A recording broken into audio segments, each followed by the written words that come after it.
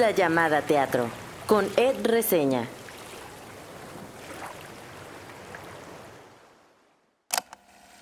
Todo el teatro que hago y que percibo y como lo busco articular, siempre está el espectador, la espectadora en el centro de la ecuación, como que el resultado final es lo que imagino que le pase, la movilización que pueda tener. Y entonces, como esa es mi brújula, muchas veces termina derivando en mecanismos de participación de distintas maneras, que siento que pueden como literalizar lo que yo quiero que le suceda.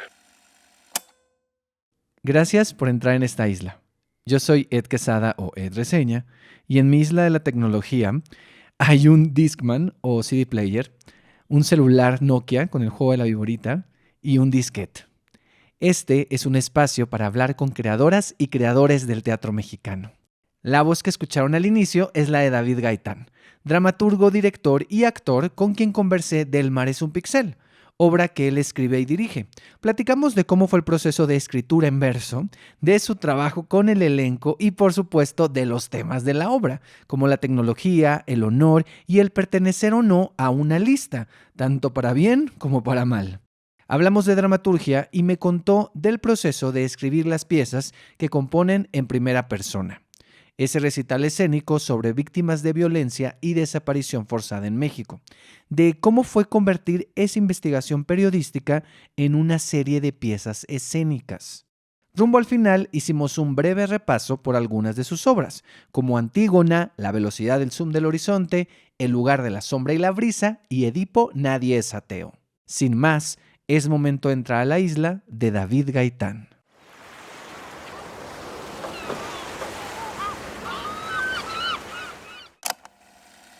Una de las primeras obras que vi cuando llegué a la ciudad y que recuerdo mucho es La velocidad del zoom del horizonte. Recuerdo que mi gusto por la ciencia ficción me llevó hasta la sala Javier Villaurrutia para ver esa historia escrita y donde también actuaba David Gaitán. Recuerdo a Úrsula Pruneda y a Antonio Alcántara. Recuerdo salir entre emocionado y confundido por la historia y por las actuaciones. Uno de los momentos que más me ha impactado en el teatro fue la primera vez que vi el final de Antígona. Era algo que de ninguna manera veía venir. Ese coro estruendoso irrumpiendo con fuerza el Juan Ruiz de Alarcón. Recuerdo emocionarme y estremecerme, cómo olvidar la actuación de Adrián Ladrón y los planteamientos de David que resonaban con el presente del país. Cómo olvidar Edipo nadie es ateo y a Carolina Politi y Raúl Briones en esas primeras funciones en el Juan Ruiz de Alarcón. Pensar en David es pensar en el dramaturgo que también confronta al público con lo que está viendo. Recuerdo las pistolas de burbujas en Enemigo del Pueblo, las paletas con números, como una especie de puntuación en el lugar de la sombra y la brisa, y esos momentos de decisión para ver qué camino tomaba la historia en Aleteo. También recuerdo a el David actor en obras como El Zoológico de Cristal y Hamlet. ¿Cómo olvidar ver El Salvaje en alemán, español e inglés? Con aquella fuerza, aquellas imágenes y la música y trabajo sonoro de Pablo Chemor en el Julio Castillo. Me acuerdo también de En primera persona, ese recital escénico sobre víctimas de violencia y desaparición forzada en México, y mientras escuchaba y veía cada una de las piezas, pensaba en el trabajo de David para encontrar el punto creativo para contar historias tan dolorosas y transformar con respeto una investigación periodística en piezas escénicas. Hace una semana pude ver El mar es un pixel, la nueva obra que David escribe y dirige y en la que también le tocó actuar, aunque yo no lo vi, a él como el consejero. Recuerdo ir con curiosidad e ir descubriendo poco a poco a esos personajes, sus intereses, sus pasiones, envueltos en sucesos que ponen a prueba su humanidad.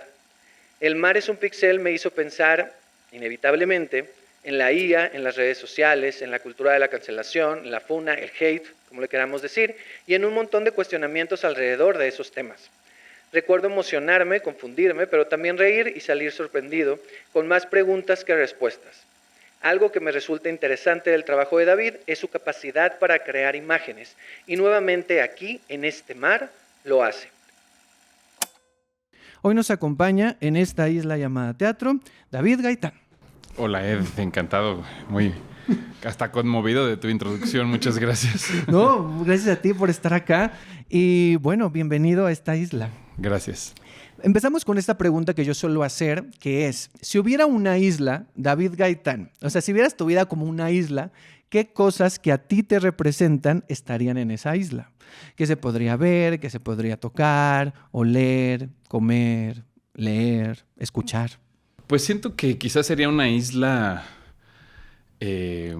rara, abstracta, un poco laberíntica. Me imagino como una especie de laberinto de ideas, quizá, como distintas entidades para conversar temas, para polemizar, ¿no? Y caminas un poco más y hay otra persona con la cual hablas y polemizas sobre otro tema y más allá tienes como un debate sobre algo moral. Sí, como un lugar así, un lugar con mucho juego, con mucha risa, con mucho deporte. Algo así describiría mi isla. No, está perfecto. O sea, lo decías y yo me imaginaba, o sea, justo pensando en esto que decía en la intro, como estos dispositivos escénicos. O sea, Sí, algo así. es que parecía como, o sea, lo describías y era como un dispositivo escénico. Sí, un poco. O sea, pero se me hace muy interesante. Muy bien. Ahora vamos con una dinámica que yo le llamo el mapa. Uh-huh. Los mapas nos ayudan a conocer territorios y en este caso queremos conocer un poco esa isla laberíntica. Ok. Entonces, en esta dinámica, este mapa lo construimos a través de recuerdos. Entonces yo te voy a preguntar por un recuerdo y tú me devuelves una imagen. Un recuerdo de tu niñez. Yo de bebé con ambos pies enyesados durante muchos meses. Sí, había escuchado Sí. en una entrevista que contaste más Sí. o menos eso. Pero de bebé. De bebé, ¿se vale ahondar? Sí, ¿verdad? onda. Sí, yo nací con una deformación en los pies que se llama pie equinovaro y tuve una operación a los meses de nacido y luego la deformación volvió y tuve otra operación a los 2 años de nacido y después de esa operación fue una larga temporada con los pies enyesados y luego muchos años hasta los 8 o 9 años con zapatos ortopédicos. Es como que ese es un recuerdo que tengo muy... No es el único, escogí uno medio oscuro quizá, pero tuve una infancia feliz, diría. Pero ese es uno de los recuerdos que tengo muy, muy anclados. Claro. Un recuerdo con tu familia. Es como un recuerdo de un ritual que tengo, muy simple pero muy estampado, que es el regreso de la escuela, toda la primaria, la secundaria, la primaria sobre todo, y la comida con mi papá y con mi mamá y mi hermano en la mesa y hablar del día y ver a mi papá y a mi mamá despedirse con un beso en los labios y comer bien, no subir los codos a la mesa, hablar de nuestro momento más divertido del día, reírnos mucho. Como que tengo el recuerdo como de ese ritual familiar. Ok, va. Ahora, un recuerdo de un momento en soledad. Pues quizá cuando murió mi papá, apenas tuve una oportunidad, digamos, que tenía en pleno trámite de su muerte y de pago de hospital y funeraria y ahí tenía que ir al cajero y fui solo y en las 3 cuadras que caminé a ese cajero puse una canción de R.E.M. que se llama Everybody Hurts, que era como una canción que mi papá ya su muerte era inminente para cuando murió, entonces como que ya había pensado que esa la quería escuchar, que iba a ser la primera canción que escuchara cuando muriera. Entonces ese momento de soledad lo recuerdo muy, muy claro, caminar ahí en la calle escuchándola mientras iba al cajero. Okay. Ahora, la primera obra de teatro que recuerdas haber visto. Es una que se llamaba, yo de niño la vi, iba a ser raro, ahora explico por qué estaba en esta obra de niño, porque se llamaba La Ronda de las Arpías, se llamaba. Okay. Estaba en el Poliforum y era una obra que dirigió mi tía, Mercedes de la Cruz, y entonces estábamos en los camerinos y en el escenario y como jugando un poco ahí antes de la función y luego nos quedábamos a verla muchas veces, yo creo que la habré visto 4 o 5 veces. Y la recuerdo particularmente. Ni siquiera me acuerdo quién actuaba. Como que no...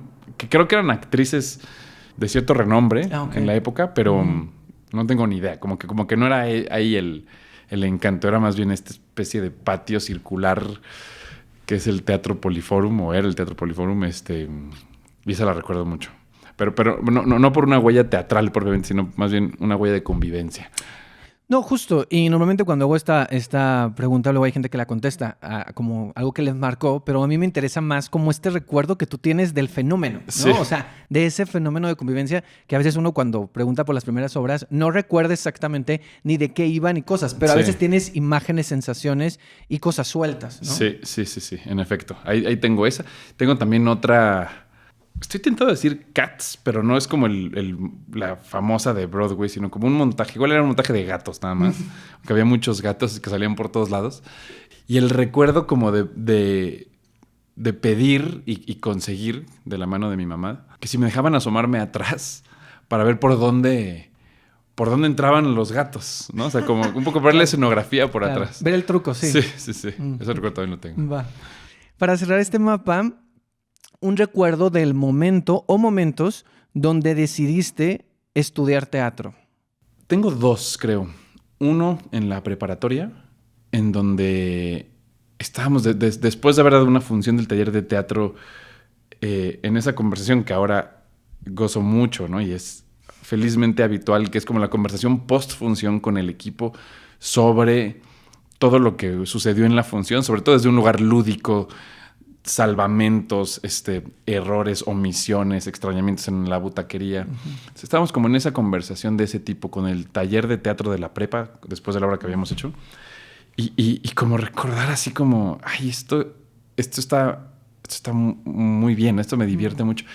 Se combinaba con que ya era mi último año de la prepa, ya estábamos saliendo, dejando la escuela y estábamos con una nostalgia así desbordada, combinada con la adolescencia, obviamente.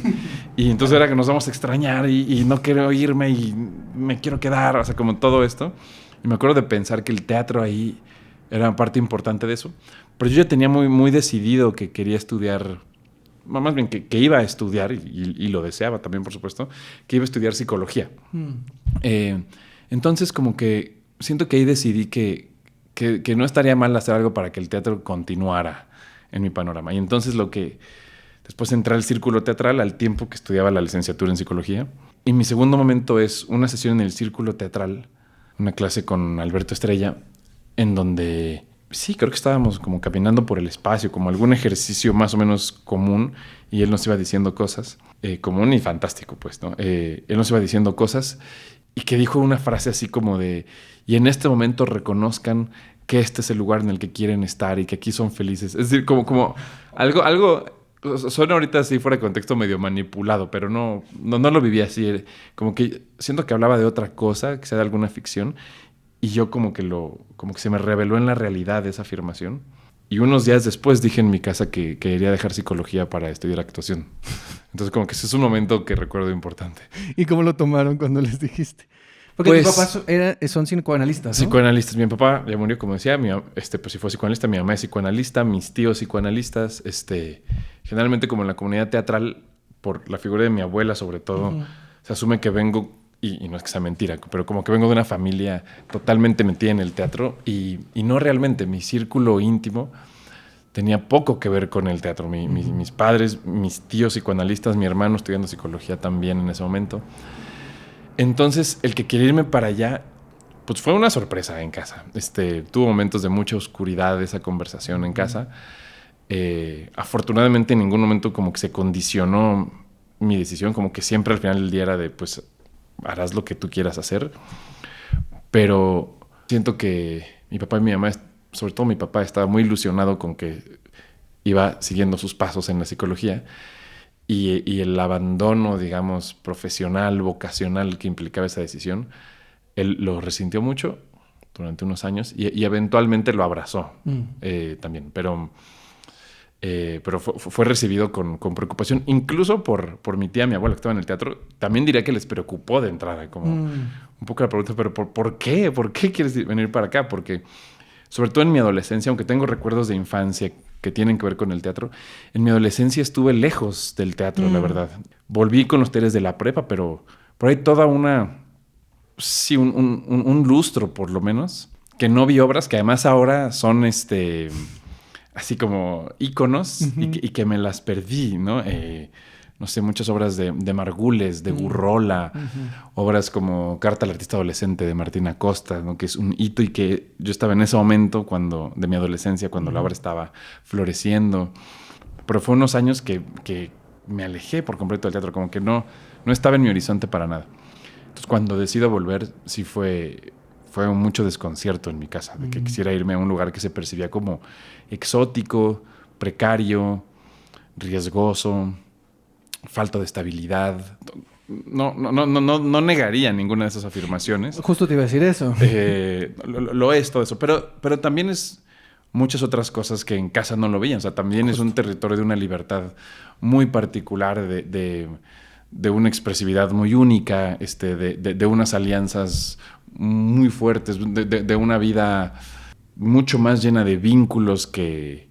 Digo, la psicología es 20,000 versos, pero la que puntualmente el psicoanálisis me sugería como posibilidad de camino de vida.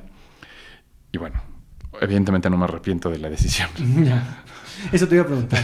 Pero sí, a mí se me hace muy interesante porque cuando yo descubrí esto, o sea, que habías empezado a estudiar psicología y que venías de una familia también de psicoanalistas, como que dije, tiene un poco de sentido. O sea, tiene un poco sentido de cómo maneja su dramaturgia y cómo un poco también esto que decía de un poco jugar con el público también, como de no solo estamos jugando nosotros acá en escena, sino también ustedes pueden ser parte de diferentes maneras, ¿no? Y en algunas menos y en otras más. Pero ahorita hablaremos de eso. Cerramos este mapa y ahora vamos con una última dinámica de esta primera parte, que son unas palabras. Yo te digo una palabra y tú me contestas con otra palabra, lo primero que se te ocurra. ¿Ok? Ok. Va. Qué Lo terror. primero que se te ocurra, no pasa nada. Mira, tú date. Venga. Va. Tecnología. Psicosis. Honor. Ética. Mar. Terror paraíso. Amplificar. Trampa. Aldea. Mundo. Inteligencia artificial. Futuro. Cancelación. Aristas. Lista. ¿Cuál? Público. Objetivo. Psicología. Vida. Cine. Horizonte. Historias. Sociedad. Escribir. Intimidad. Familia. Núcleo. Adaptar. Escribir. Dirigir. Organizar. Polémica. Fantástica. Actuar. Felicidad. Y por último, teatro. Presente. Muy bien. Y ahora vamos con El mar es un pixel. Vamos Venga. a entrar ya de lleno. Bueno, ¿qué es esta obra? Escrita y dirigida por ti y en un momento actuada, que yo no te vi, pero ahí estuviste siendo el consejero, que se presenta de jueves a domingo en el Teatro Juan Ruiz de Alarcón, ahí en el Centro Cultural Universitario, y que tienes un gran elenco. O sea, suena cliché, pero es que sí es un gran elenco. Estoy de Que acuerdo. es Hernán del Riego, me encantan los nombres de los personajes, como el consejero, Daniela Arroyo como la inversora, Verónica Bravo como la emprendedora, Michelle Betancourt como el juguete y Emanuela Pin, saludos Emanuel, como el mensajero. Sí. Para la gente que no ubica o no dice, ¿de qué es eso? ¿De qué va El mar es un pixel? Sí, siempre pienso como en dos posibles respuestas a desde dónde hablar de la obra. El anecdótico, diría así como un poco la sinopsis de comunicación, te diría que va de una pequeña aldea, ¿no? Que tiene toda la voluntad de plantearse con la malicia del nombre de aldea, una ciudad chica, un pueblo en un punto indeterminado de la historia del mundo, donde viven unas personas y a esta aldea llega un juguete de manera sorpresiva e inexplicable, casi como un acto de magia, un acto divino, un avance tecnológico, pero que no tiene, digamos, como alguna autoría el juguete, alguna empresa, algún promotor. Simplemente llega a tu casa el juguete que actúa Michelle, y te ofrece mejorar tu calidad de vida. No es un juguete que semeja a una persona y que puede darte cualquier cantidad de beneficios, de servicio, de compañía emocional, sexuales, logísticos. En fin, es como tienes a alguien ahí para lo que tú quieras y sin que tengas que haber hecho nada particular para merecerlo, sin que te cueste nada. un poco demasiado bueno para ser verdad. Y una vez que se establece los alcances del juguete, lo que puede hacer, cómo intercomunican las personas que tienen un juguete, y entonces todo el mundo empieza a enterarse de la vida de todos a partir de lo que el juguete dice, deja de decir, cómo lo comunica, es profundamente seductor en su tecnología y sus alcances y sus oportunidades. El juguete anuncia la que es noticia del mes, y que es que en un espacio público, en la puerta de la iglesia, se publicó un papel que tiene escrito un nombre, y ese nombre es el de uno de los personajes, el nombre de la emprendedora. Y a partir de ahí se activa, digamos, una psicosis colectiva sobre lo que implica estar o no estar en una lista. Algo así es la primera respuesta que haría. Y la otra, un poco más temática, digamos, si entrara por la otra puerta a la pregunta, diría, pues es una obra que pretende ser una especie como de ensayo escénico que combina dos temas. La tecnología como ente disruptivo y que reconfigura la vida en sociedad, por un lado, y por otro, el honor en la vida contemporánea y cómo buscamos ser merecedores de honor, cómo perdemos honor, lo que nos pasa en una y otra situación. Y la obra como que ensaya combinar esos dos universos, que tanto la tecnología y el honor están dialogando en el mundo contemporáneo. Va. Me encanta porque se conecta con mi pregunta, que a mí me llamaba mucho la atención cuando veía la obra, que era, claro, hay estos dos caminos, que es la tecnología y el honor, y como que yo sentía que no había tanta unión, o sea, desde mi perspectiva, Sí. y luego terminan uniéndose, o sea, lo padre de esta obra también es que cada quien tiene su lectura, ¿no? Sí. Pero te estoy contando un poco de la mía, y entonces yo pensaba dije, ok, estos dos temas que parece que no tienen nada que ver y se están uniendo, para mí hay un puente muy claro, que más adelante lo quiero entrar en ese tema. Pero mi pregunta es si estos dos temas, cuando tú estabas ideando esta obra, aparecieron al mismo tiempo, apareció uno primero que el otro, o cómo ambos se fueron conectando en el momento que escribías o antes de escribir. Quizá primero fue el tema del honor, y después buscando... O sea, lo primero que tenía era el honor y el deseo formal, lúdico casi, de escribir una obra en verso, con rima y métrica rigurosa. Ese deseo en realidad viene desde hace muchos años, como una fantasía así, como que me orbitaba cada tanto, pero sin saber exactamente con qué obra, por qué, teniendo como ganas de que fuera metáfora de algo cuando decidiera hacerlo. Y acá cuando el honor como tema empezó a tomar más peso en mi cabeza, sentí que esta era la oportunidad para hacer la obra en verso, un poco con un diálogo directo con el Siglo de Oro y siendo todo un teatro, toda una época renacentista literaria en donde el honor era un valor mucho más puesto sobre la mesa, una motivación muy clara, muy verbalizada y que movilizaba personajes, situaciones, historias, tragedias, etcétera, comedias. Sentía que ahí podía haber un diálogo que me interesara. Y luego junto a eso, estoy tratando como de recordar mi proceso creativo dramatúrgico. Creo que parte de lo que empecé o sea, como una inquietud que se sembró y que estaba buscando ahí desarticular o articular, era ¿qué va a hacer que esta obra, o sea, cómo traigo esta obra al presente? ¿No? Y en parte tenía la claridad de que el verso no quería hacerlo en español antiguo, o sea, como que no quería hacer un espejo de los autores del Siglo de Oro, sino traer la musicalidad del verso, el rigor del verso, pero que fuera un español contemporáneo, legible. Eso lo tenía claro, pero buscando como más anclajes hacia acá y enrarecer un poco la obra, es que empecé a pensar en el personaje del juguete y el juguete como asunto que movilizara y que fuera una tecnología que, si bien ocurre en un tiempo que lo que queremos es que se perciba como anterior al nuestro, empieza a tener gestos pues como de ciencia ficción también para con el espectador que lo va a ver hoy en día. En fin, algo de todas estas ideas fue combinándose hasta que la idea de la tecnología empezó a ser como empezó a tomar más peso en la línea de la obra. Y esta obra yo la escribí hace como un año y medio más o menos. Y después de escribirla y después de que hicimos un primer arribo en Los Ángeles en un festival el año pasado con la obra, como que justo después vino esta especie de estallido frenético y súbito de la inteligencia artificial como tema, como que se liberaron los no sé qué, y de pronto fue como mucho más accesible y ChatGPT llegó como al cotidiano y ahora siento que cada semana da unos posts agigantados, fascinantes y perturbadores.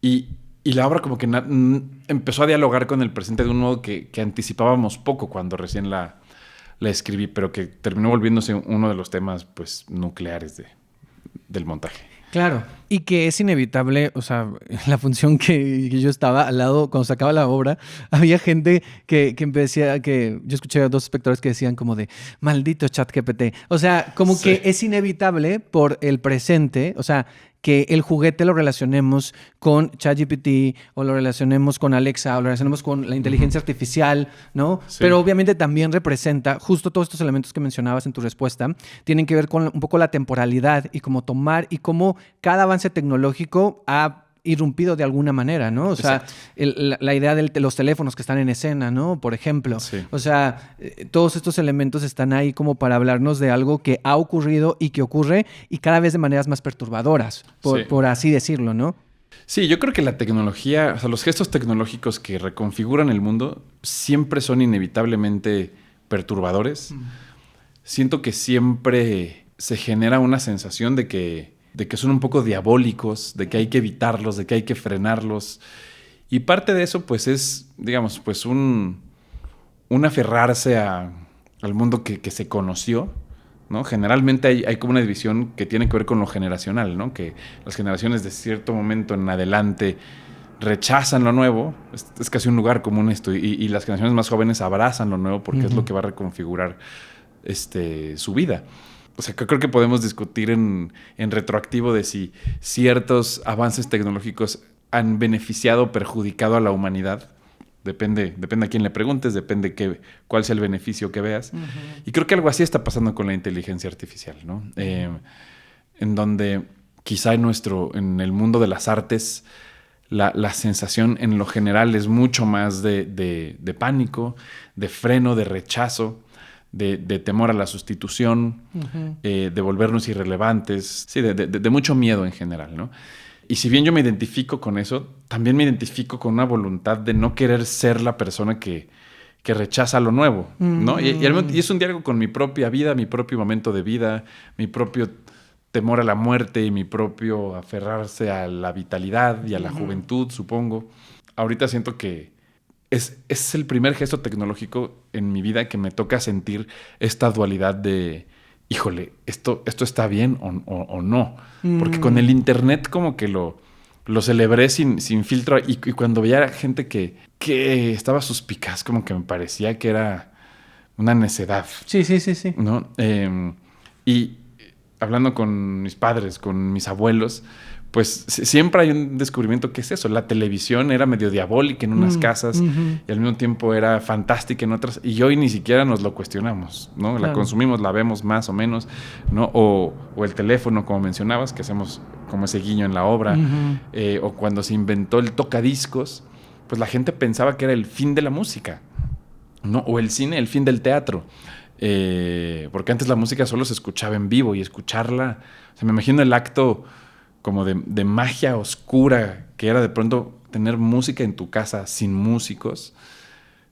Siento que hay algo parecido a lo que ahora nos genera la inteligencia artificial y lo que queremos evocar en la obra. Sí, justo. Y ahorita dices varias cosas que me llaman la atención, que están en la obra. O sea, es decir, esto de la idea de que el avance tecnológico es el diablo, hay un momento donde se dice, sí, ¿no? Y sobre todo, esta dualidad que hablas, me gusta porque está en los personajes. Es decir, hay personajes que lo celebran y lo cuestionan un poco intrigados, ¿no? Como la emprendedora un poco. Pero me gusta mucho el personaje que un poco lleva a la contraria y que está un poco fuera de todo, que es el mensajero. Sí. Y que el mensajero también para mí representa también un poco... Es curioso porque por un lado podría representar una juventud como necia, cuando normalmente son los más adultos los que necean, pero también representa como la comunidad artística, porque representa como esta idea de... Hay una parte donde dice algo de me va a quitar el filete o no sé qué, es una piraña que no sé... O sea, y habla como de todo lo que puede hacer, ¿no? El mensajero de soy un todólogo y hago esto y hago lo otro y entonces se me hace muy interesante cómo pones estas voces a jugar ahí. Ahorita mencionabas también lo del verso y eso te agradezco porque pude leer el texto y me llamó mucho la atención, o sea, ver esto de la métrica y de la rima y de cómo está. Algo que me daba mucho la atención es cómo fue, o sea, tú hablas de cómo tú lo tenías todo ahí, pero cómo fue transmitirlo a tu elenco y sobre todo escoger y tener a un elenco que pudiera darle vida a eso, a ese verso y que pudiera darle vida a esos personajes. Porque también al leerlo, y te lo comentaba antes de empezar a grabar, pues tú escribes de una manera donde no hay tantas acotaciones, donde no hay tantas explicaciones, donde el texto es y la acción es y el diálogo nos está proponiendo cosas. ¿Cómo fue para ti trabajar con este elenco e ir descubriendo a estos personajes? Y otra cosa que tiene que ver con esto, que es, yo siento que hay muchas capas y cuando yo lo veo digo, yo siento que hay información que ellos saben y nosotros no. O sea, tú les das información a ellos de, mira, la emprendedora, porque al ser una metáfora, todos los personajes de alguna, como te decía ahorita, para mí un poco el mensajero puede representar esto, pero para mí todos los personajes representan diferentes tipos de poder, ¿no? O diferentes tipos de personas en nuestra sociedad.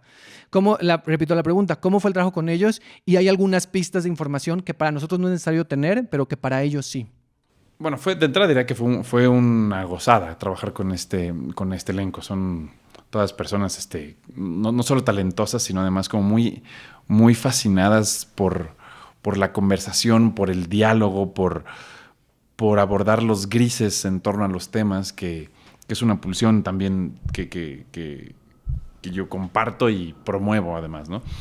Yo te diría, fue un largo proceso de ensayos, con muchas sesiones de trabajo de mesa, y que yo creo que sobre todo ahí fue donde toda esta conversación fue decantándose. Por un lado, un trabajo que pasaba por lo meramente técnico, y parecería que cuando hablamos de una obra en verso y hablamos de trabajo técnico, parecería como que la premisa, y seguramente es así en muchos montajes, es como hacia el buen decir, digamos, ¿no? Hacia entender los hiatos y sinalefas y las rimas y dónde abren y dónde cierran.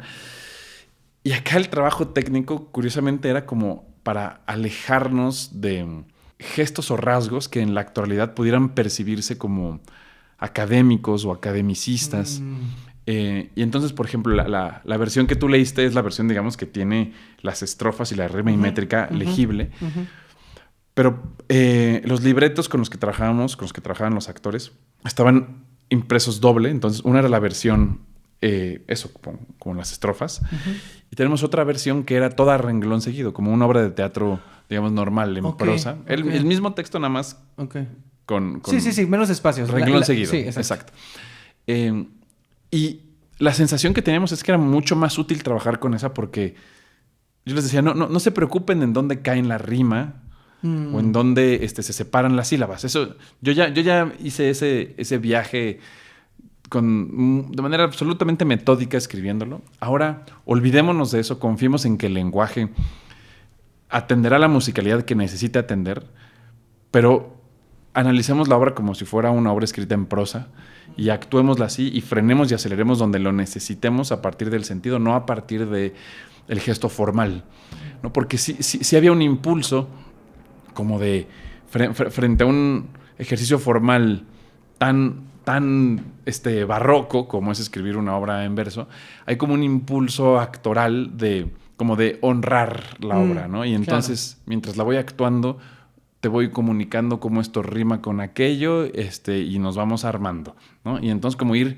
colocando. Y esto fue un impulso de los primeros días, porque muy rápidamente tuvimos la conversación y se desarticuló y como que se nos liberó un mundo. Entonces, por un lado era eso, pero por otro era sobre todo hablar de, estos temas, ejemplos en la vida contemporánea y entender cuál era como la cuerda floja en términos de tono que queríamos evitar, de qué sí queríamos hablar y de qué no queríamos hablar, ¿no? Por ejemplo, si bien mucha gente en la conversación nos dice, y no es que estén mal, por supuesto, porque el espectador pues percibe lo que percibe, pero como que cuando dicen, es la obra de la cancelación, ¿no?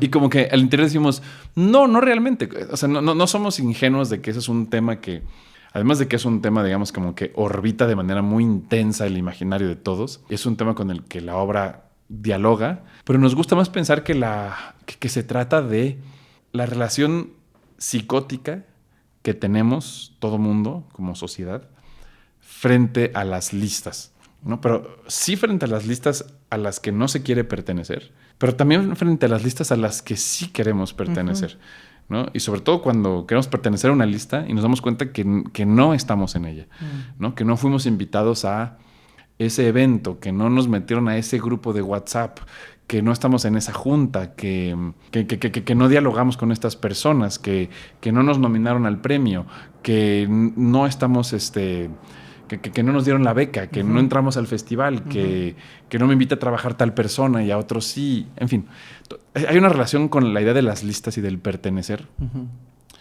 que me parece fascinante en términos dramáticos y que ahí es donde queremos entrar con la obra. Y luego la relación con la tecnología es qué tanto esa psicosis está alimentada y favorecida por la tecnología, justamente, que yo creo que en gran medida está. Sí, y que ahora voy con lo que te mencionaba, cuando yo la veía decía, como que estos dos temas siento que no se unen y en un punto cuando siento, no, sí se están uniendo y veo la relación, todo esto que dices de las lecturas, para mí fue inevitable, más allá de pensar en la IA o en el ChatGPT o en otra cosa similar, pensar cuando se mencionaba mucho esto de la palabra amplificar, ¿no? Cuando lo menciona el juguete, era inevitable pensar en las redes sociales. O sea, Sí. para mí era inevitable pensar y dije, ese es el puente. O sea, es este mar inmenso de las redes sociales que es tan atractivo y a la vez nos da miedo y que tiene que ver con todo se amplifica. Es decir, en las redes sociales se amplifica lo bueno y lo malo. Entonces, hay toda esta cuestión que yo mencionaba al principio en la intro de pensar en el hate y lo que llamamos funahora y todos estos términos que se utilizan y que en Sí. redes sociales pareciera que es tan fácil hacerlo, ¿no? Sí. Y esta cultura de la cancelación se lleva a un extremo porque es de cualquier manera, cualquier carta, cualquier texto, y a veces pareciera que ya no, que nos quita un poco el razonamiento de qué es lo que se está poniendo ahí, ¿no? Y de cómo se está poniendo ahí. Me parece muy interesante todo esto que dices del pertenecer a las listas, pero también esta parte es inevitable pensar en la cancelación Sí. y pensar en las redes. Entonces yo te quería preguntar si tú eres consciente también de esa lectura que tiene que ver con las redes sociales y con el hate en las redes sociales y con todo, y que de alguna forma también se conecta con el pertenecer. O sea, es decir, en las redes sociales hay ciertos cánones de belleza o de vida o de éxito que tú ves y de alguna forma tú también quieres pertenecer a lo que estás viendo ahí. O sea, Sí. ¿cómo lo ves esto? No, por supuesto, es un puente que está ahí, que lo diseñamos con toda conciencia para que sea leído así. Dialogábamos mucho de que, por supuesto, o sea, el territorio de la amplificación, de los comentarios, de cómo un gesto se puede sacar de proporción, toda esa maximización y minimización de lo importante que de pronto parece ser determinada por el algoritmo y no necesariamente por las personas. Un comentario con la pólvora y la explosividad suficiente se amplifica mucho más, se viraliza mucho más. Aunque quizá de pronto si estuviéramos muchas personas reunidas nos daremos cuenta que tiene una dimensión distinta a la que ahí se percibe.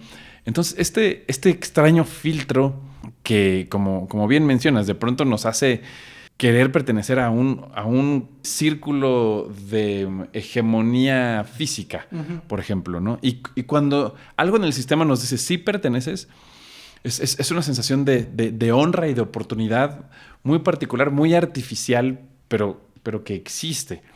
Que siento que esa es también una afirmación que buscamos hacer mucho en la obra.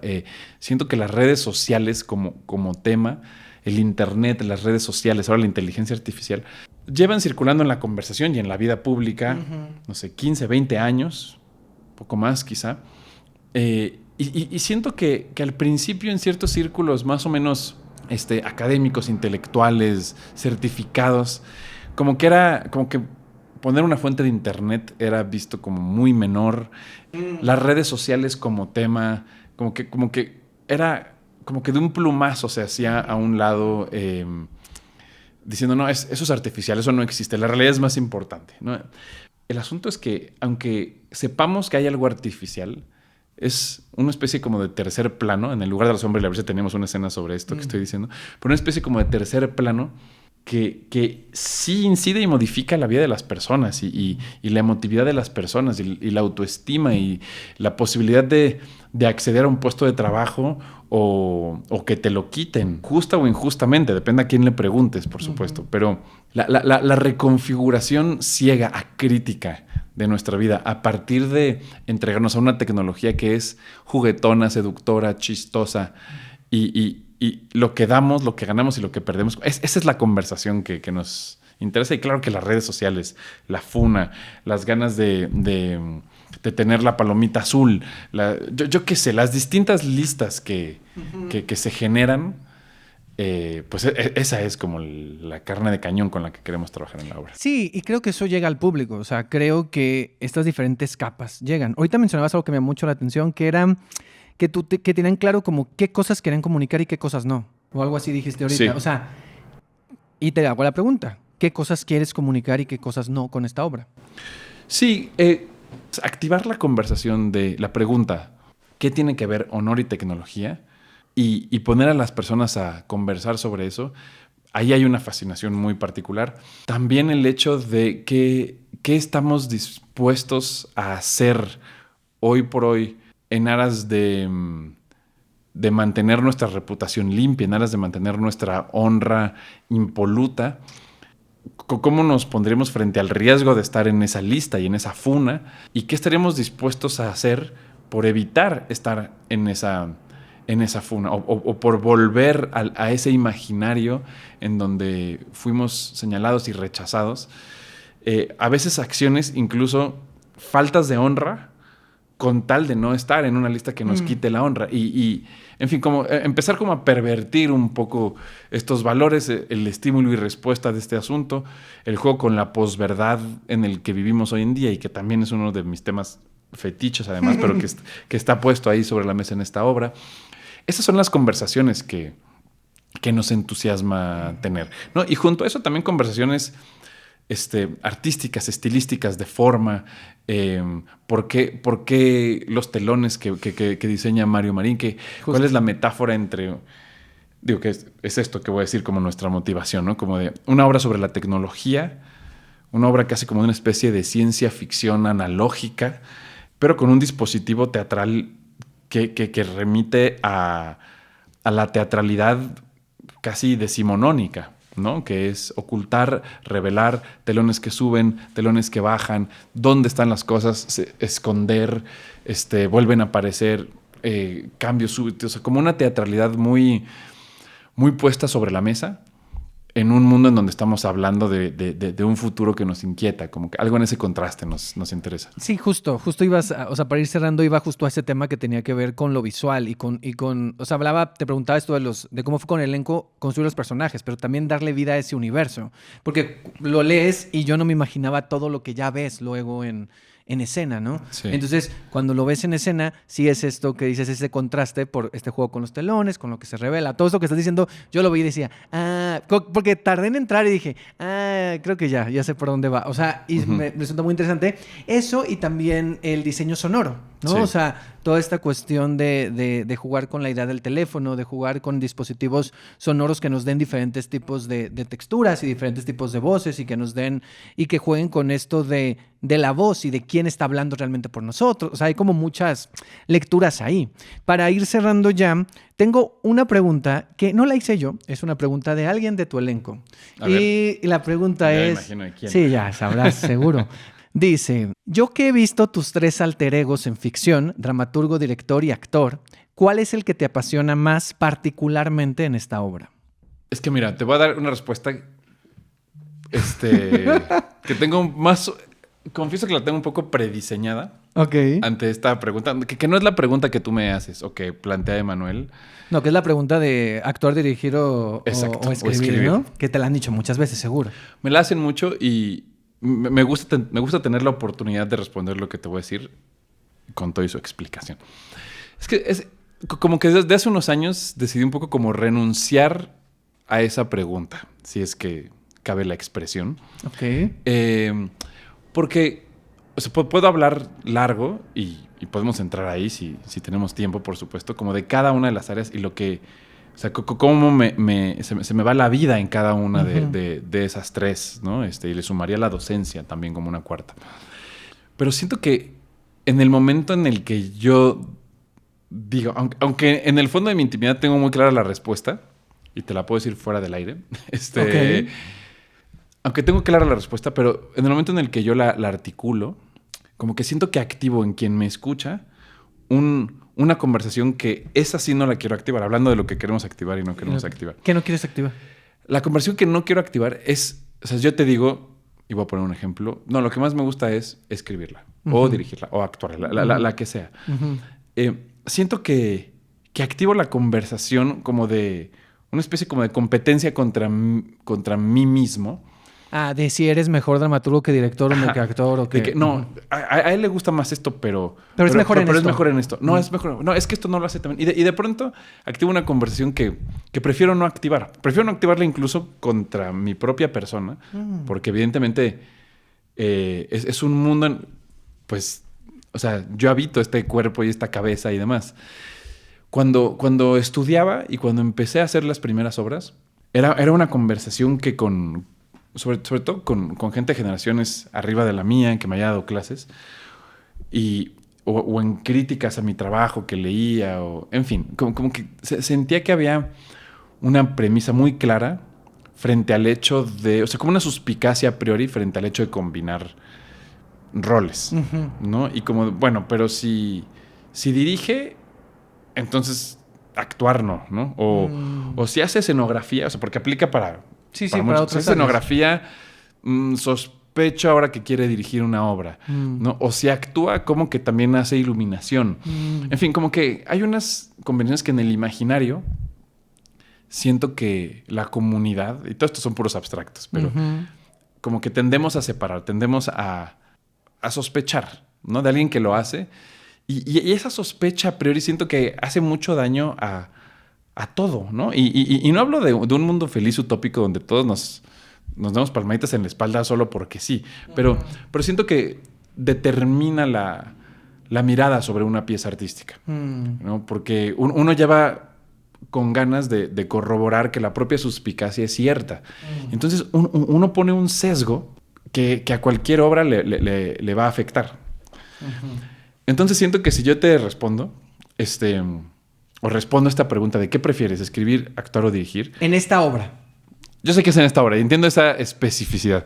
Porque es diferente. O sea, él lo está diciendo porque él es tu compañero. Lo sé. Pero entiendo lo que quieres decir. O sea, a ver, respóndeme en general. Sí. Esa respuesta es general. Después la otra, y no es darle la vuelta a la pregunta, pues yo creo que yo sería... sé que no. Más bien sé que es una... O sea, siento por lo que me estás diciendo ahorita que es una pregunta que te sigue, que le das dando vueltas. Es toda una conversación. Claro. Y lo entiendo. No, pero en esta obra lo que te diría es... Como han sido procesos que he separado tanto en el tiempo, ahora que recién actuaba, pues actuar, Claro. sin lugar a dudas, ¿no? Pero también porque mi cabeza y mi presente y el ejercicio de actuar implica el aquí y el ahora de manera radical, ¿no? Y en una obra además con tanta premisa formal, sobre todo con el texto y el lenguaje, que pues la fascinación era por actuar y aparte había una voluntad de abandono de cualquiera de los otros roles, porque si no lo logro, ¿no? Y no lo disfruto sobre todo. Cuando escribía el texto, pues obviamente era escribir, pero ¿por qué no? Cuando escribo en general obras, no, aun cuando sepa que yo las voy a montar, aun cuando ya haya el compromiso del estreno incluso, pero soy muy, muy riguroso en no estar pensando en la puesta en escena. Incluso hasta con cierta malicia escribir cosas que sé que para la puesta en escena, la haga yo o la haga alguien más, van a ser complicadas, van a ser un dilema, o sea, gestos que teatralmente no es claro esto cómo se podría hacer, ¿no? A veces no acotando, a veces acotando cosas muy complicadas y a veces otras que acoto para efectos de la propia lectura, ¿no? Pero cuando escribo como que persigo la idea de hacer una pieza de arte independiente y de literatura dramática, ¿no? Y que pueda ser leída como una pieza en sí misma. Y después cuando dirijo, entonces lo que más disfruto en la vida es dirigir. Y te diré incluso que la relación que tengo con mi propio texto o con cualquier texto que dije, casi siempre dirijo textos propios, pero no, he dirigido también ajenos, pero la relación desde mi yo director es casi como de declararme enemigo del texto.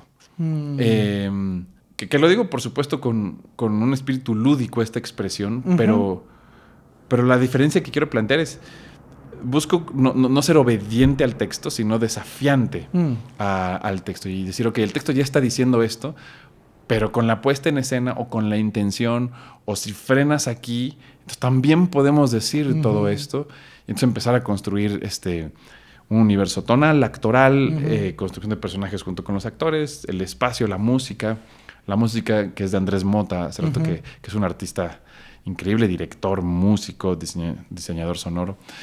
Y entonces ahí me vuelco en el dirigir. Emanuel, ¿ves lo que provocaste? No, no es cierto. No, pero te agradezco mucho porque también nos vamos metiendo, o sea, me parece interesante porque pudimos entrar también a estas, pues sí, como estos lados, ¿no? Mencionabas estos 3 lados, mencionabas también un poco la docencia. Y me parece interesante también que lo mencionaras.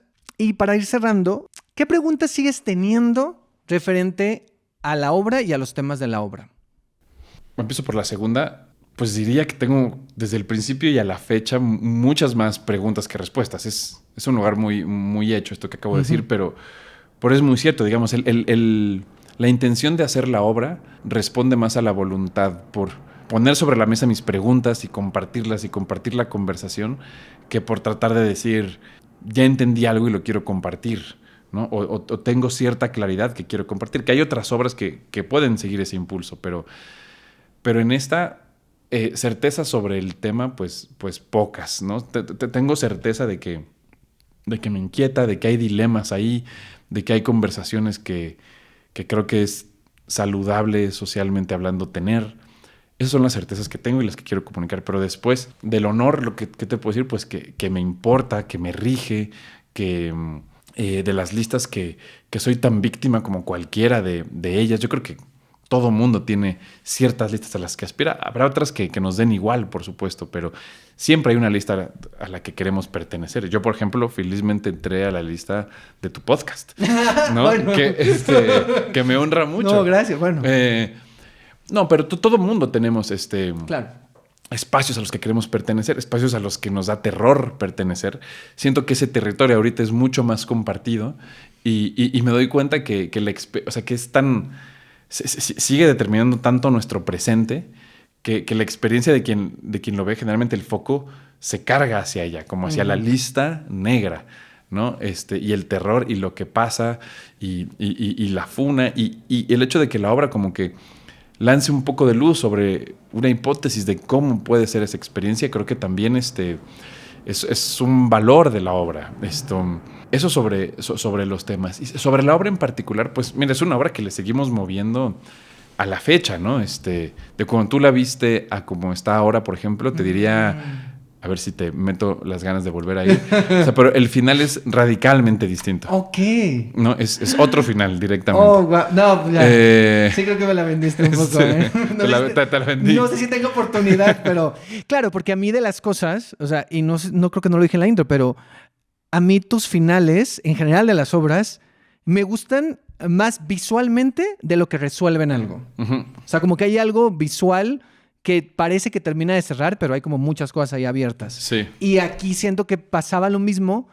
O sea, me parece que es una especie de un lugar común, un truco, un lugar hacia donde quieres ir con toda la intención. Me parece eso. Más bien mi duda es qué tanto cambió ese final, ahorita que decías. Pues te diría, cambió 180 grados. O sea, de ser un final... Las primeras 3 fines de semana de temporada teníamos el final que se diseñó para el estreno. Y que por un lado era un final muy exigente técnicamente.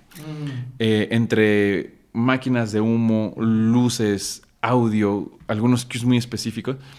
Sentí que era de una exigencia alta que algunas funciones conquistábamos y entonces se generaba una máscara que metíamos. Como que algunas funciones ocurría como queríamos que ocurriera y otras... Se desajustaba algo y... Sí, por la precisión que requería técnicamente. Exacto, pero uno en el teatro tiene que saber que la precisión exacta tiene que ser un horizonte, pero se mueve, ¿no? Y es parte de lo fantástico. Pero terminaba siendo un momento plásticamente que resultaba muy emocionante, pero había algo en el discurso y en la última reflexión que yo quería activar que sentía que se leía a cuentagotas nada más.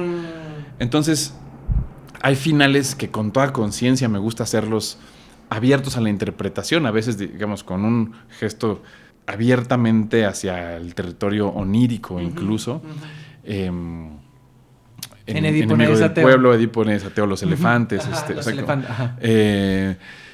Pero aquí, si bien queremos hacer un gesto plásticamente potente, hay algo que sí me importa, y ahora con el ajuste que hicimos, que llevamos ya 2 fines de semana con ese ajuste, siento que es anecdóticamente más claro que sucede y da pie para activar conversaciones e inquietudes que algunas se compartí con el final anterior y otras yo creo que van a ser portales nuevos de conversación. Ok. Ya para cerrar, la gente que no ha ido, ¿con qué se puede encontrar cuando vaya a ver El mar es un pixel? Yo creo que es una obra que, ahora que ya tenemos un rato recorriendo la temporada ahí en el Juan Ruiz, que por un lado es una experiencia de pensamiento emocionante, un contraste y una paradoja entre el presente, el futuro inmediato, pero al mismo tiempo con un aire de cierta nostalgia de inicios del siglo XX que nos ayuda a colocarlos en códigos muy legibles, una ciencia ficción que está lejos, digamos, como de la estética habitual de la ciencia ficción, y siento que eso es un valor. Ejercicios formales con mucha investigación atrás, como en el texto, como en la escenografía, un aterrizaje en gran formato en el Juan Ruiz de Alarcón, donde usamos mucho del aparataje teatral, una obra con mucho sentido del humor, que su cualidad ensayística tratamos de que no esté en contra del sentido del humor y de que sea, sí, y ir y pasarla bien, y al mismo tiempo que se pasó bien, darse cuenta que la estimulación de la inteligencia es parte del pasarla bien. Muy bien. Pues ahí está El mar es un pixel, de jueves a domingo en el Teatro Juan Ruiz de Alarcón, hasta el 30 de noviembre. Los jueves está a 30, el jueves Puma, para que aprovechen. Exacto. Y pues ahí está la opción. Y ahora me gustaría hablar de un poquito, ya hablaste de dramaturgia y dirección, aunque también me gusta llegar ahí, que es, ¿cómo definirías tu dramaturgia? Siento que por lo general me gusta una dramaturgia que tiene cierto perfil ensayístico, una dramaturgia que parte de temas y con la voluntad de discutirlos más que de aclararlos, una dramaturgia que abraza la experimentación, como que diría esas líneas, pero sobre todo con ganas de escuchar la mirada ajena, porque siento que siempre son otras inteligencias las que terminan por articular el propio discurso con mucha mayor nitidez. Claro. Algo que veían tus dramaturgias, y lo comentábamos, era, hay algo ahí con el público. En esta obra, no, o sea, en esta obra sí lo hay como un rompimiento de la cuarta pared y una conciencia de que somos parte de... Uh-huh. Pero en otras obras, pues hay dispositivos muy claros, ¿no? Como, por ejemplo, en El lugar de la sombra y la brisa, de aventarle la bolita al público. Sí. Y que el público decida, ¿no? Sí. O sea, ¿quién gana esto? ¿Quién tiene más? O sea, esto de los puntos y los menos y los más y todo eso. Por ejemplo, en Enemigo del Pueblo también pasaba. En Aleteo, bueno, totalmente pasa. ¿Cómo es esta decisión y encontrar esos dispositivos para que el público... ¿Y con qué intención también los haces? Sí, todo... O sea, como que todo el teatro que hago y que persigo y como lo busco articular, siempre está el espectador, la espectadora en el centro de la ecuación, como que el resultado final es lo que imagino que le pase, la movilización que pueda tener. Y entonces, como esa es mi brújula, muchas veces termina derivando en mecanismos de participación de distintas maneras, que siento que pueden como literalizar lo que yo quiero que le suceda, ¿no? O literalizar la conversación que me interesa que activen. En lugar de la sombra y la brisa votaban justamente sobre el honor, la honorabilidad de las personas. Entonces siento que cuando invitas a la gente a que tome acción, además de toda la cualidad lúdica que siento que le viene muy bien al teatro y que no porque lo necesite, pero que, digamos, se distancia aún más de las pantallas cuando hay una asertividad absoluta sobre la propia participación, o porque decides esto, o porque votas, o porque levantas esto, o en Reincidentes con Alonso Ruiz Palacios que la gente se subía al escenario. Son muchas obras de distintas maneras donde lo hacemos. Pero siento que responde al deseo. O sea, como que hay una metáfora detrás que es la que me interesa y que siento que si el público pone un poco el cuerpo o pone la voz, entran de alguna manera, esas metáforas como que aterrizan casi a lo concreto y habilitan las conversaciones que fantaseo. El teatro también creo que es como una oportunidad para que la relación se reinvente entre la pieza y el público. Y esa reinvención es infinita, ¿no? El sentarnos y ver una historia es fabuloso y nos encanta hacerlo y seguimos y seguiremos haciéndolo, pero reunir a personas que quieren atender lo que otras van a decir es en sí mismo una oportunidad de interacción con infinitos brazos. Entonces tratar de articular alguno de esos me fascina. Ya. Hablando específicamente de un caso de dramaturgia que a mí me llamó mucho la atención, era en primera persona. En primera persona es este recital escénico sobre pues, víctimas de violencia y desaparición forzada en México. Sí. Y es fuerte, es doloroso. Y cuando yo lo fui a ver, no en esta temporada, sino en la anterior, me llamaba mucho la atención esta idea de... Bueno, a mí me tocó que primero entrabas como una exposición donde veías los casos y veías las fotos de las personas y leías los casos, y después ver eso de alguna forma, esa investigación, porque hay una investigación periodística transformada en unas piezas, ¿no? Que son 6 piezas y una pieza sonora, y son 6 como obritas, por así decirlo, obras, en 2 movimientos, que bueno, porque ver esas cosas 6 seguidas es mucho, es demasiado. Mi pregunta específica, mientras yo lo veía, y como lo decía en la intro, yo decía, qué interesante cómo elige, y aparte porque es como si en cada obra eligieras un subgénero o una especie como de abordamiento diferente, porque no se parecen. Sí. O sea, no se parecen. Por ejemplo, en una donde hay mucho humor, que no sé qué tanto es escrito y qué tanto de Samantha, por ejemplo, la que hace del diario, me parece un dispositivo increíble lo del diario, pero no sé qué tanto es ficción, qué tanto no. O sea, mi pregunta no es tanto qué es cierto y qué no, sino mi pregunta era, ¿cómo fue ese proceso? ¿Qué tanto a ti te dijeron de tiene que ser así? ¿Y qué tanta libertad tú tenías? ¿Y qué tantas decisiones fueron tuyas? ¿Sí me explico? Sí, sí. Sí, es un proceso muy particular en términos dramatúrgicos, distinto a todo lo otro que yo he escrito. Y partía, por un lado, de lo desastroso de la realidad nacional. La voluntad y el deseo de hacer algo al respecto, ¿no? Que es un impulso que siento que todos tenemos en distintos momentos, distintas oportunidades. La certeza de que el periodismo, por un lado, pues tiene la misión de seguir narrando la vida y el desastre, pero el desastre ha superado, digamos, las hojas posibles del periódico, los espacios de información, y eso ha derivado en que la información no se puede abarcar, no se puede cubrir, y aún así, aún con tantas cosas que no son cubiertas, aún así la sociedad civil mexicana puntualmente percibimos que es un bombardeo de noticias de horror, y ese bombardeo en combinación con la propia necesidad de vivir y de encontrar motivaciones y la legítima búsqueda de la propia felicidad, como que nos lleva a relacionarnos con ese territorio del periodismo y esa información de manera fría, lejana, y esa lejanía y esa frialdad termina por alejarnos de posibles soluciones, nos desactiva políticamente, y siento que todos hemos estado en esos lugares de consciente distancia frente al horror porque se necesita. Sí, como gente que dice, ay, se trata de esto, no voy a ir, ¿no? Sí. Y gente que dice, no quiero ver eso. Sí, o que empieza esa noticia de 17 cadáveres y le cambias, ¿no? O sea, o le deslizas tu pantalla, pero que empiece a ser un rechazo consciente de no quiero entrar ahí porque es insoportable.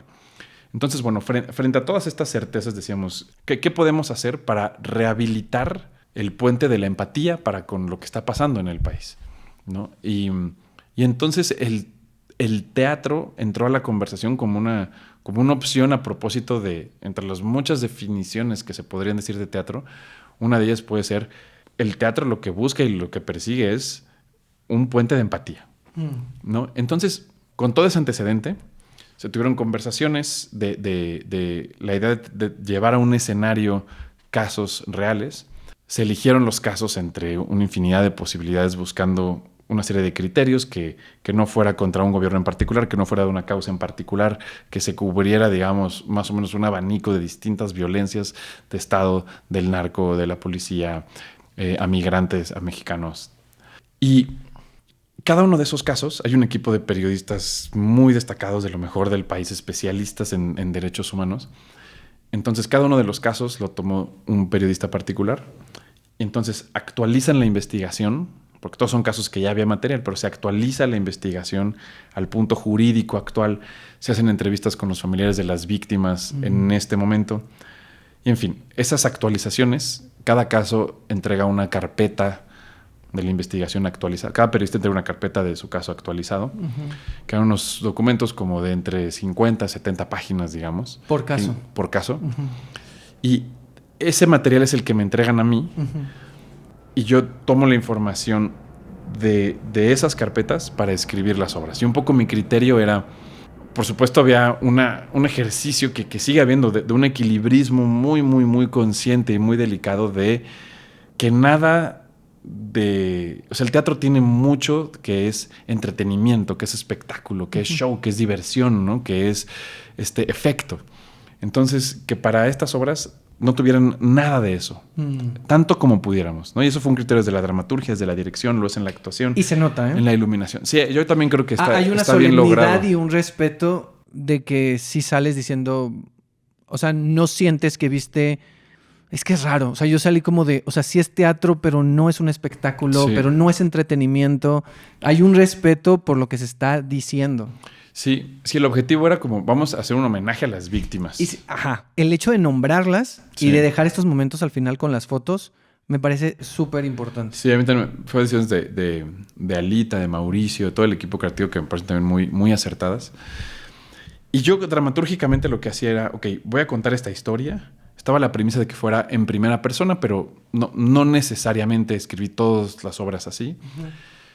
Voy a contar esta historia, voy a hacer una narrativa que tenga esta historia. Todos los datos que están en la investigación, que son los datos que se pueden verificar como verdad, no es que vaya a incluir todos, pero no voy a incluir ninguno que contradiga nada de la investigación en términos de datos.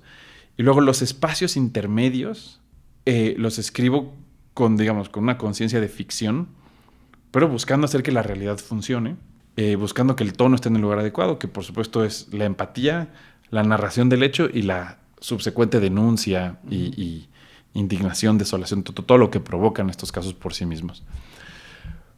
Pero al particularizar los casos, al dar el espacio, las obras duran 20 minutos, media hora, 35 minutos cada una, la sensación que eso sí es el teatro mismo y el hecho de que hay un actor o una actriz ahí y que te empieza a contar una historia en un tono y lo que ha hecho el teatro toda la vida, que es acercarte, empatizar, identificarte con su dolor, con su mirada, con su injusticia. Ahí entonces se generaba la empatía que buscábamos. Pero las obras, eso, como que las hice con esos criterios. Y después, antes de estrenarse, las obras se compartía con el equipo de periodistas y con los familiares de las víctimas.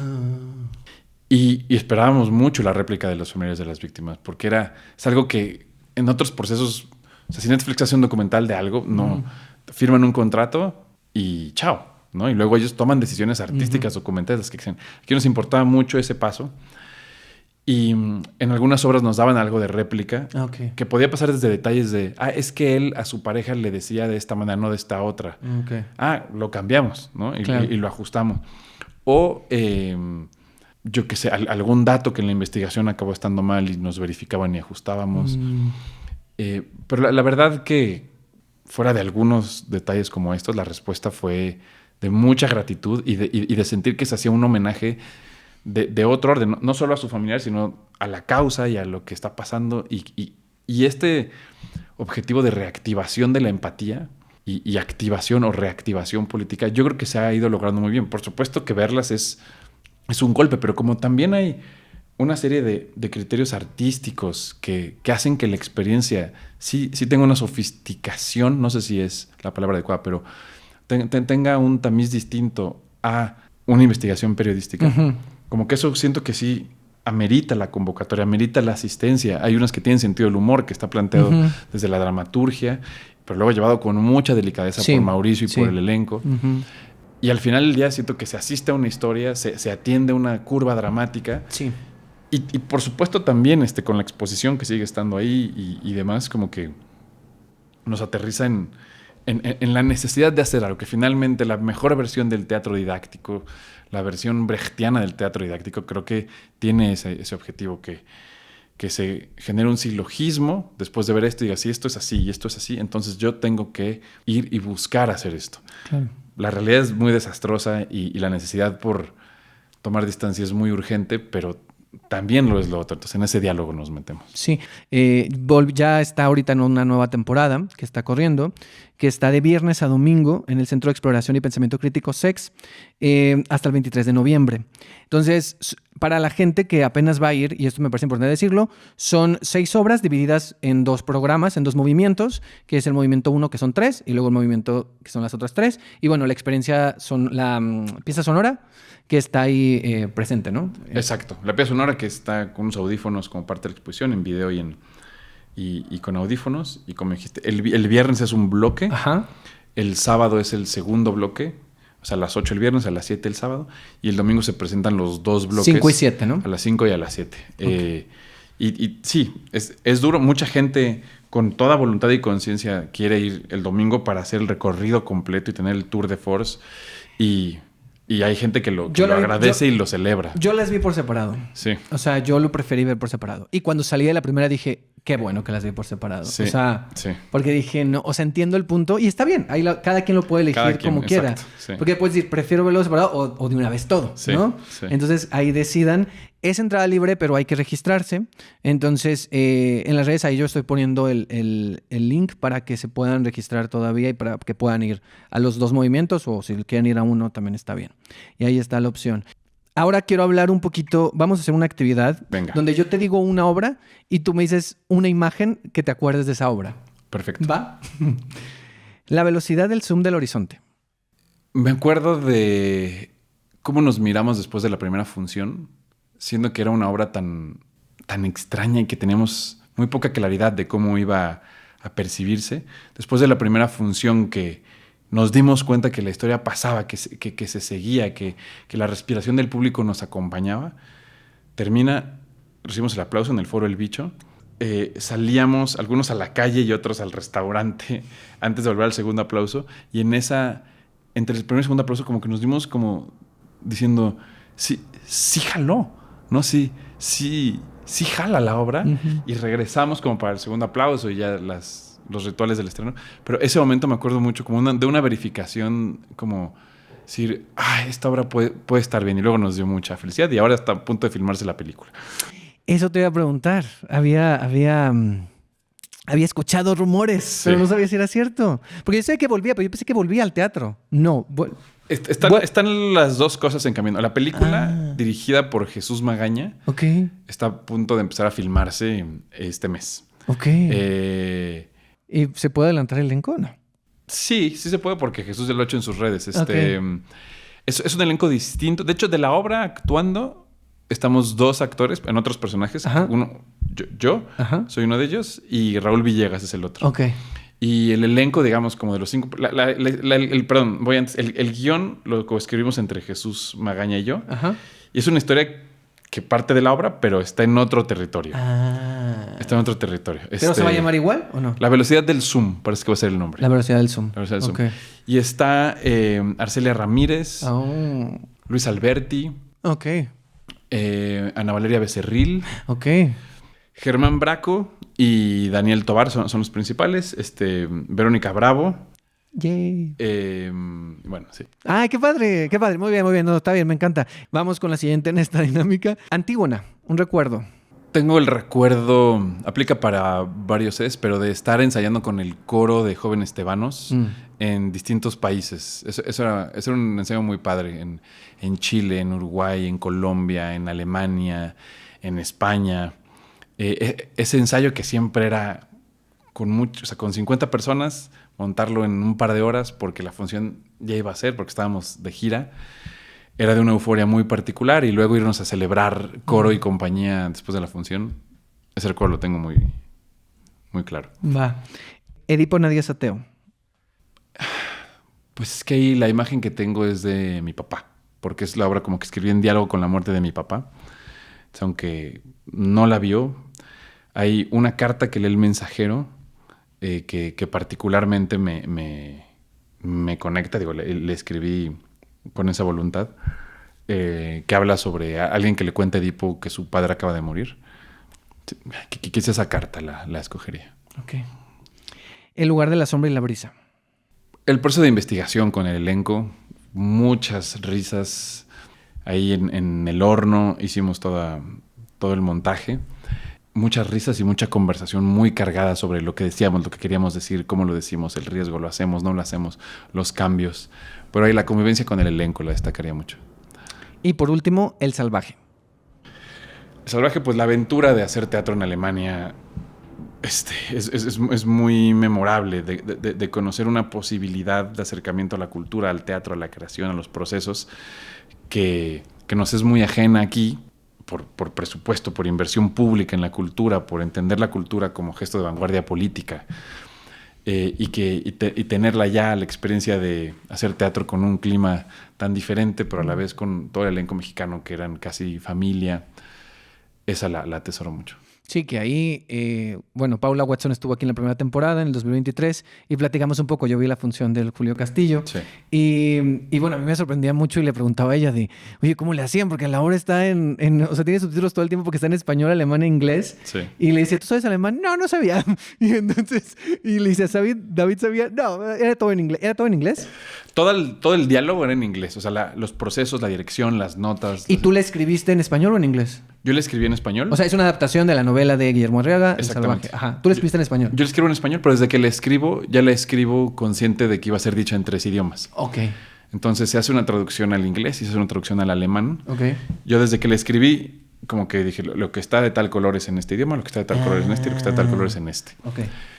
Se traduce y luego todo el elenco, tanto mexicano como alemán, y el equipo creativo, la idea es que todo el mundo pudiéramos comunicarnos en inglés, así fue. Y ya estando allá, los alemanes se clavan en sus textos en español, con lecciones así entre los mexicanos y los alemanes muy fonéticas, y los mexicanos sus textos en alemán, para poder comunicarse y que de ambas partes como que nos diéramos el ok de sí, eso es legible, está en tono, claro. está bien, venga.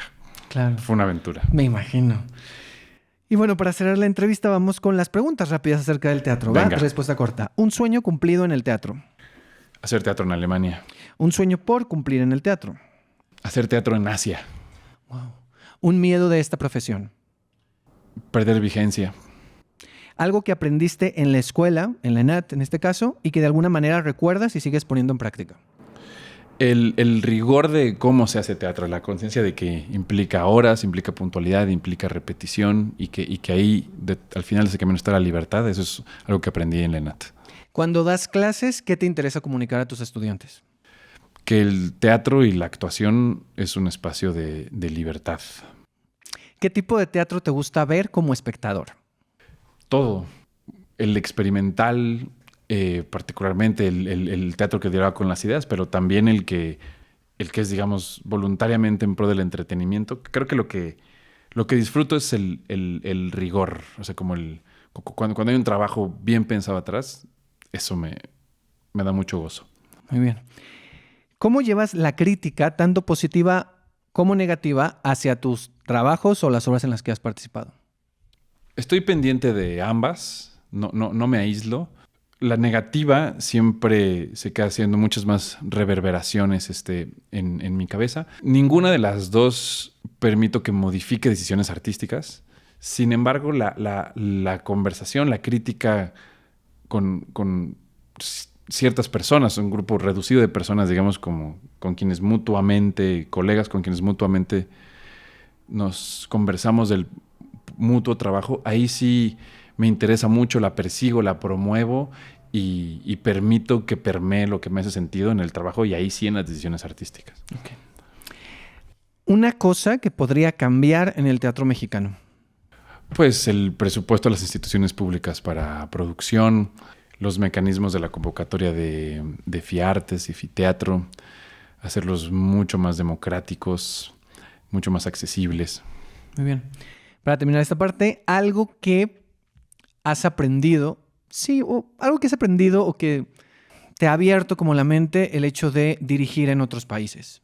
Específicamente esta idea de dirigir, pero de que dirigir sobre todo con personas locales que te ha tocado, ¿no? Sí, pues me ha abierto otros canales de comunicación con los actores que luego trato de poner en práctica aquí en México o en otras latitudes. Eso lo atesoro mucho, que hay más maneras de llegar a una idea que las que si no hubiera salido del país probablemente conocería o me atrevería a probar. Ok, muy bien. Volvemos al concepto de esta isla. Y en esta isla, imagínate, en tu isla laberíntica ahí, imagina que hay un cofre. Y en ese cofre están las cosas valiosas que a ti te ha dejado el teatro. ¿Qué hay en ese cofre? ¿Qué cosas están en ese cofre? ¿Qué es lo valioso que te ha dejado el teatro? Pueden ser abstracciones. Pueden ser abstracciones. En ese cofre creo que estaría la certeza de que hacer una obra es la posibilidad de habitar la utopía, sobre todo a propósitos de equipo, ¿no? Que es un universo con las acotaciones suficientes donde se puede habitar utopía, otras formas de gobierno, otras formas de relacionarse, lo que se desee. Esa es una certeza muy particular. Estaría también la certeza de que el teatro sí genera memoria, a pesar de su cualidad efímera, que el teatro sí genera memoria e incluso a veces de manera mucho más poderosa, porque como no hay un testigo tan sólido como en el cine, por ejemplo, o en la literatura, la memoria que genera se robustece con la experiencia de quien estuvo ahí. Y eso siento que es importante recordarlo.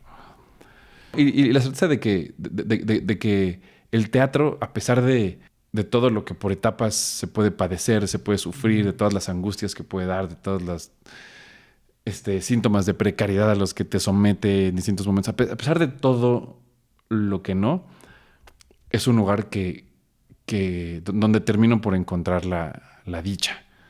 Es como que eso lo atesoro mucho también, acordarme de eso.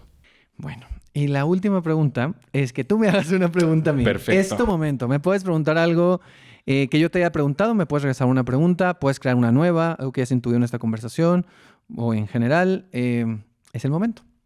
Entendiendo como todo el rigor que tienes en tu trabajo periodístico y por supuesto el amor al teatro que eso revela, todo el teatro que ves y la responsabilidad profesional que hay detrás de cada vez que vas al teatro, ¿cómo dialogas entre el deber ser desde tu lugar como de periodista y promotor cultural?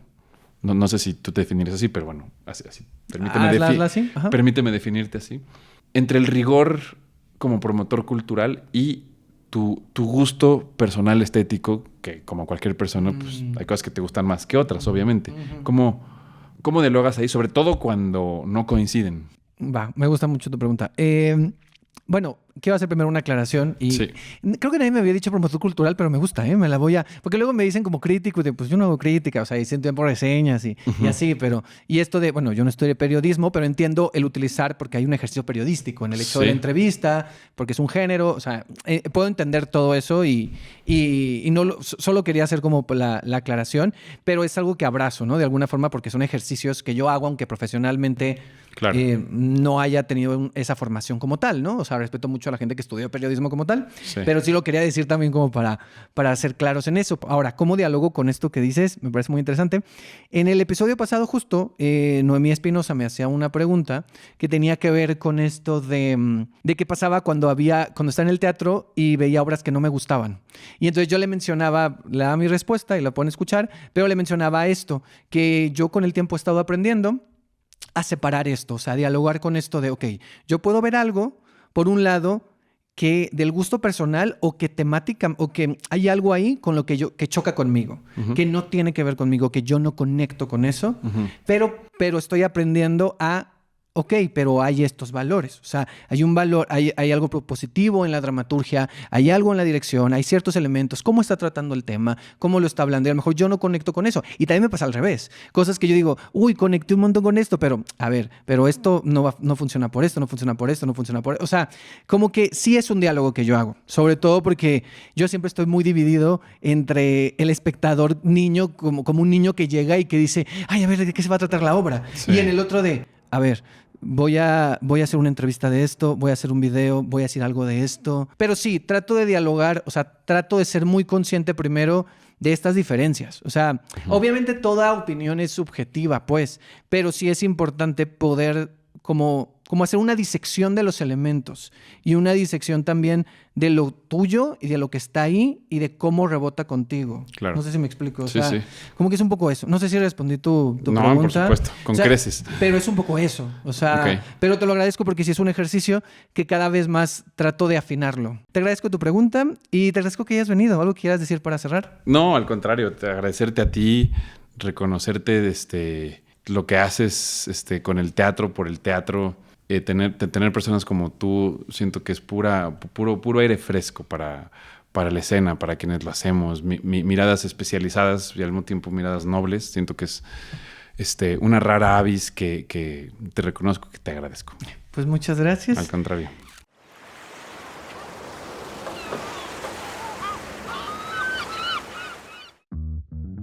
Recuerden que para más contenido, videos y recomendaciones pueden seguirme en @rcenateatro en Instagram y X o Twitter y en @rcena_teatro en TikTok.